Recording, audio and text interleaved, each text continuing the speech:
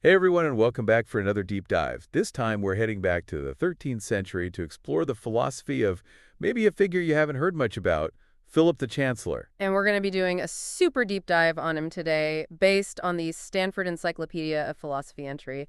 It's always best in philosophy to go back to those primary sources, right? I mean, that's where the gold is. Yeah, for sure. I mean, it's like we're going to be transported back in time to like the streets of medieval Paris and listening in on some really intense philosophical debates. Exactly. And what's really wild to me is that Philip was tackling these like huge questions about good and evil and free will, even the nature of time, like centuries before a lot of the big names that we tend to associate with these ideas. Yeah, and what makes it even more fascinating is that he's working within this very specific context of 13th century theology, but he's not just like regurgitating old ideas. He's really like pushing the boundaries and coming up with new and innovative ways of thinking about these issues. So let's set the scene a bit. Imagine being born in Paris in the 13th century. Your family has connections to bishops and kings. Yeah. Sounds like a pretty good life. That was Philip's reality. But instead of following this straightforward path to power, he chooses a different route: scholarship. Yeah, he becomes the Chancellor of Notre Dame, which sounds very prestigious, but it was actually the lowest administrative position. Hmm.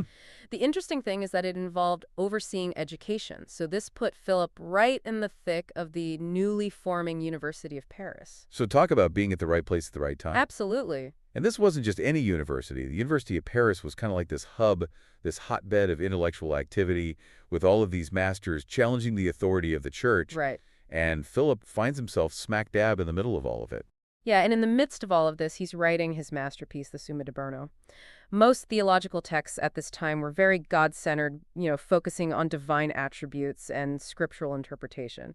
But Philip takes a totally different approach. He makes the good the central organizing principle of his entire work. It's almost like he's saying, let's start with this fundamental concept of the good, which is something that we all still grapple with even today, and let's see where it leads us. Yeah, and it makes his work surprisingly accessible even to a modern audience. Yeah. Because we all have some sense of what's good, right? And Philip really delves into the nuances of this concept, exploring its relationship to other key ideas like being and unity and truth. Which, speaking of being and truth, didn't Philip have some pretty, like, groundbreaking ideas about these concepts, too?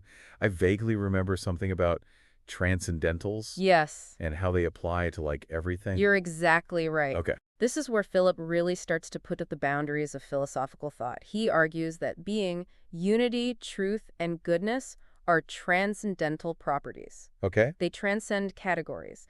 What that means is they're not limited to specific types of things. They apply to everything that exists. Okay, I think I need, like, an example. Sure. Transcending categories sounds a bit abstract. Imagine you have a friend who is a doctor and is also a talented musician. Okay. Being a doctor and being a musician are different categories, right? They involve different skills and knowledge and practices. Yeah. But your friend, as a single person, embodies both of these seemingly distinct categories. I see. So they're, what is it, extensionally equivalent? Yes. They both describe the same person, but intentionally different. They have different meanings? Exactly. Okay. And so Philip uses a similar example. Actually, he uses squares and rectangles. But I think using a human example makes it a little bit more relatable. So these transcendentals, like being and goodness, they're similar to everything that exists, but at the same time, they have a unique meaning for each particular thing. That's kind of blowing my mind a little bit. Like Yeah. you're saying there's this underlying unity to reality, but then also this incredible diversity and complexity within that unity. Yeah, it's really a fascinating idea. And what's even more interesting is that Philip is arguably the first to formally write about this topic in Western philosophy. And he's drawing on Arabic commentators of Aristotle here, Wow. showing how he's really synthesizing ideas from multiple sources. Okay, so we've got Philip challenging conventions with his good-centered Summa. He's blowing our minds with his transcendental theory. It's very clear that he's not afraid to, like, shake things up philosophically. What else is he up to? Well, he also had some really unique views about the human soul, drawing on Avicenna, who was a very prominent Islamic philosopher. Unlike Aristotle, who saw the soul as essentially like the form of the body, Philip argued that the soul is an autonomous substance, Hmm. capable of existing independently. So he's taking this idea from Islamic philosophy Yeah, and integrating it into his own system. exactly. That's really interesting. That's what makes him so fascinating. He's not afraid to draw on different intellectual traditions to come up with new ways of understanding the world. Yeah, it's really amazing to see how he's like weaving together ideas from Christian theology and ancient Greek philosophy and Islamic thought. Really kind of shows what a dynamic intellectual environment it was back in the 13th century. It does. And speaking of dynamic, Philip's ideas about the will and the intellect are equally intriguing. He kind of turns the tables on the traditional view and proposes that they are not two separate powers, but actually one power with two different acts. Okay, I'll admit I'm a little bit lost on this one. How can the will and the intellect be the same power? I mean, we usually think about them as like separate mental faculties, right? Right. So the traditional view, going back to Aristotle, sees the intellect as the part of us that understands the world. It's all about knowing and reasoning and judging. The will, on the other hand, is what drives us to act. It's about desire and choice and striving for what we perceive as good. So intellect is knowing, will is doing. Seems pretty straightforward, but how does Philip bridge that gap? He brings in his theory of the transcendentals here. So remember how we talked about truth and goodness being transcendentals? Well, Philip argues that since truth and goodness are ultimately aspects of the same fundamental reality, the intellect aiming for truth and the will aiming for good are not fundamentally different powers. So like two sides of the same coin. Yeah, We strive for truth with our intellect and we strive for good with our will, but it's all ultimately directed towards the same goal, right? Understanding and participating in this deeper reality. exactly. His argument is that you can't really have one without the other. True knowledge leads to right action, and right action is guided by a deep understanding of what is truly good. This makes me think about that famous quote from Socrates, virtue is knowledge. Yeah, It seems like Philip is kind of riffing on that idea, suggesting that like true understanding of the good will naturally lead to virtuous action. it's a great connection.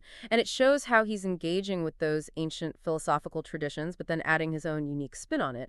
Of course, not everyone agreed with Philip's view. Albert the Great, another prominent philosopher at the time, he challenged this idea, arguing that the intellect and the will are distinct powers. Well, it's exciting to see how these ideas kind of sparked debate and pushed philosophical thought forward. Yeah, absolutely. So we've got Philip uniting the intellect and will under this kind of banner of the transcendentals. Where does this leave free will? Does he think we have control over our choices, or is it all just kind of predetermined? Free will, the eternal philosophical puzzle, right? Philip really jumps into this debate, drawing on the work of John Damascene, who outlined a multi-stage model for how actions come about. Okay, break it down for me. How does this model work? So Damascene argues that actions come about in a sequence of steps. First, we desire something, then we consider different ways to achieve that desire. We deliberate, we weigh the pros and cons, and then finally we make a judgment about which action to perform. And then the will steps in, making the choice, and then initiating the action. So it's kind of like a step-by-step process. Desire, deliberation, judgment, choice, action. Sounds pretty logical. But where does free will fit into all of this? Is Damascene saying we're free at every stage of the game, or? That's where Philip gets really interesting. He takes Damascene's model and introduces a subtle but crucial twist. While Damascene saw freedom operating throughout the entire process, Philip argues that freedom really kicks in at the final judgment made by the intellect. Hold on, so you're saying that everything leading up to that final judgment, all of our desires, deliberations, it's all kind of predetermined in some way? That sounds a bit deterministic, doesn't it? Well, it's not that we have no control over our desires or how we deliberate, right? Okay. He's acknowledging that those earlier stages are very much influenced by factors outside of our immediate control, like our past experiences or our upbringing, the social and cultural norms that we've internalized, all of that stuff. So it's like we're born into a world that kind of already shapes our desires and predisposes us to think in certain ways, but we still have this crucial moment of freedom when we make that final judgment about how to act. Exactly. Philip is saying that while we might be influenced by all of these external factors, we still have the power to kind of step back, assess the situation, and make a conscious choice about how we're going to respond. That's kind of reassuring. It means we're not just puppets of fate, just blindly following these predetermined scripts. There's still room for agency and moral responsibility. But if the intellect is where freedom resides, what role does the will play in Philip's model? This is where Philip's voluntarism really comes into play. He sees the will as the primary driver of action, the force that actually executes the choice made by the intellect. And here's the really interesting part. He argued that the will is completely free, unbound by any constraints from the intellect or the external world. Wait, completely free, even freer than the intellect. I'm having trouble wrapping my head around that. Doesn't the intellect kind of have to present the will with options to choose from? You're right to question that. It's a subtle point. But Philip's view is that while the intellect might offer judgments about what's good or bad, true or false, the will is not obligated to follow those judgments.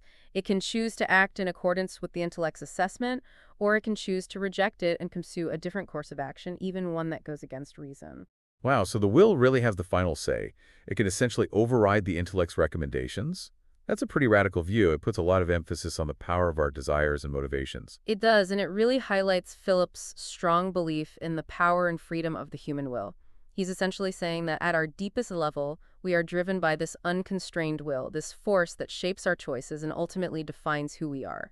That's both empowering and a bit daunting. It means that we have this incredible capacity for self-determination, but it also raises all sorts of questions about moral responsibility. Yeah. If our choices are ultimately driven by this, like, unconstrained will, can we really be held accountable for our actions? That is a great question, and it's one that Philip himself wrestled with. And it's a question that continues to be debated by philosophers to this day. Does free will necessitate moral responsibility? Or are there other factors at play? It seems like we're about to dive into even deeper philosophical waters. This is getting really interesting. But before we get, like, swept away by the currents of moral philosophy, let's take a moment to, like, drop anchor and reflect on what we've learned so far. Good idea. We've covered a lot of ground in Philip's philosophical world. We've seen how he challenged conventions with his Summa de Bono, blew our minds with his transcendental theory, and proposed this really radical view of the will and intellect where freedom resides in this fascinating interplay between judgment and choice. It's just amazing how these ideas that he was developing back in the 13th century, they still resonate with us today. We're still asking these questions about the nature of good and the power of choice and the complexities of the human mind. Yeah, absolutely. And we're not done yet. We still have to explore his intriguing concept of synderesis, his take on the timeless problem of evil, and his really insightful reflections on time and eternity. It sounds like there's a lot more to uncover in the world of Philip the Chancellor. I'm really eager to continue on this intellectual journey with you. Me too. Let's dive back in and see where Philip's thought leads us next. Welcome back. I'm still thinking about Philip's view on the will and the intellect. It's really got me thinking about my own decision-making. Like, do I always follow reason, or does my will just take over sometimes? Well, that's exactly the kind of self-reflection that Philip's work encourages. It's not just about understanding these ideas in the abstract, it's about applying them to our own lives. Yeah, for sure. So speaking of applying ideas, let's move on to another really interesting concept that Philip explored, synderesis. Yeah. You touched on this earlier, but I'm still a little bit fuzzy on it. How does it fit into his overall philosophical system? Well, synderesis is a fascinating concept. It's often compared to the conscience, but it's actually a lot more complex than that. Think of it more as an innate capacity for moral judgment, like a compass that points us toward the good. So like a built-in moral guidance system. Yeah, something like that. So does that mean we're all born with this, like, clear sense of right and wrong? It's not as simple as having a pre-programmed list of what to do and what not to do. Philip saw synderesis as more of a deeper inclination, a fundamental drive toward the ultimate good. So less about specific rules and more about this general orientation toward what's good. Exactly. And for Philip, the ultimate good was, of course, God. But even if we leave aside that theological framework, the idea of synderesis still speaks to this universal human experience, this kind of innate yearning for something more, this sense that there's a right way to live, even if we don't always know exactly what it is. Yeah, I know what you mean. It's like those times when you just intuitively know that something's wrong, even if you can't really explain why. Right, exactly. Like a gut feeling that guides our moral compass. Yeah, like some deep inner wisdom that speaks to us, nudging us towards the choices that are aligned with like our truest selves. But here's what I don't get. If we all have this synderesis, this drive towards the good, then why is there so much evil in the world? Hmm. Why do people make choices that seem to contradict this like inherent moral compass? Well, that's the age-old problem of evil, right? A question that has perplexed philosophers for centuries. And Philip, with his emphasis on free will, offers a really unique perspective on it. He acknowledges that while synderesis might guide us toward the good, our free will also allows us to choose a different path, even one that leads to darkness. So is this constant tension between our innate moral compass and our freedom to choose, even to choose wrongly? Exactly. That's the delicate dance between our better angels and those darker impulses that sometimes sway our will. And for Philip, that tension is what makes us truly human. It's what gives our choices weight and meaning. That's a really powerful thought, but it's also a little bit scary, isn't it? Yeah. It means we have this huge responsibility to kind of shape our own moral destinies. And it reminds us that the pursuit of good is an ongoing struggle, like a lifelong journey of trying to align our choices with what we understand to be right and true. Well said. This deep dive into Philip's work has been a real eye-opener for me. We've explored the nature of good and the complexities of the soul, the power of free will, the tension between our desire for good and our capacity for evil. It's given me so much to think about. Me too. And it's remarkable how relevant these ideas that Philip developed back in the 13th century still are to us today. They really challenge us to think critically about our own lives and choices and really what it means to be human.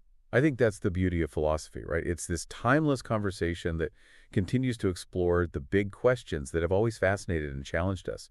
And Philip the Chancellor, with his unique blend of intellectual rigor and spiritual insight, I think he really offers a valuable perspective to that ongoing dialogue. I completely agree. And to anyone listening who's found Philip's ideas intriguing, I encourage you to delve a little deeper into his work. The Stanford Encyclopedia of Philosophy is a fantastic starting point, and there are also some great translations of his writing available. Yeah, exploring these ideas is like uncovering hidden treasures. Finding these new perspectives that can really enrich our understanding of what it means to be human. And who knows, you might even find that Philip's ideas resonate with your own life in unexpected ways, just as they have with ours. Absolutely. So as we wrap up this deep dive, let's take with us Philip's spirit of inquiry, his willingness to challenge conventional wisdom, and his dedication to the pursuit of the good. And until our next deep dive, keep questioning, keep exploring, and keep the conversation going. Absolutely.